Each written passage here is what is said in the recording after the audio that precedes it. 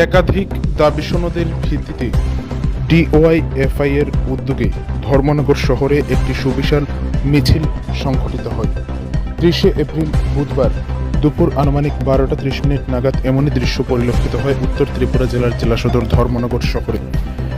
উল্লেখ্য, ডিওয়াইএফআই এর উদ্যোগে আয়োজিত এই মিছিলটি ধর্মনগর শহরের ডিএনভি রোড স্থিত সিপিআইএম পার্টি অফিস থেকে বের হয়ে শহরের বিভিন্ন পথ পরিক্রমা করে পুনরায় ডিএনভি রোড স্থিত সিপিআইএম পার্টি অফিসে এটির সমাপ্তি হয়।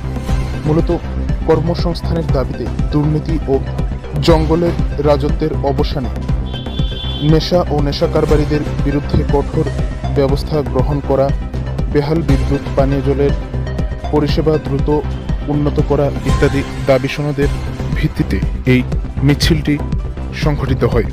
এতে ব্যাপক সংখ্যক ডিওয়াইএফআই এর নেতৃত্বরা ও সমর্থকরা উপস্থিত ছিলেন। এতে উপস্থিত ছিলেন মহকুমা সম্পাদক রতন রায়, সিপিআইএম দলের জেলা সম্পাদক অভিজিৎ দে, রাজ্যের প্রাক্তন মন্ত্রী তথা বাগবাসা বিধানসভা কেন্দ্রের প্রাক্তন বাম বিধায়িকা বিজিতা নাথ সহ অন্যান্যরা।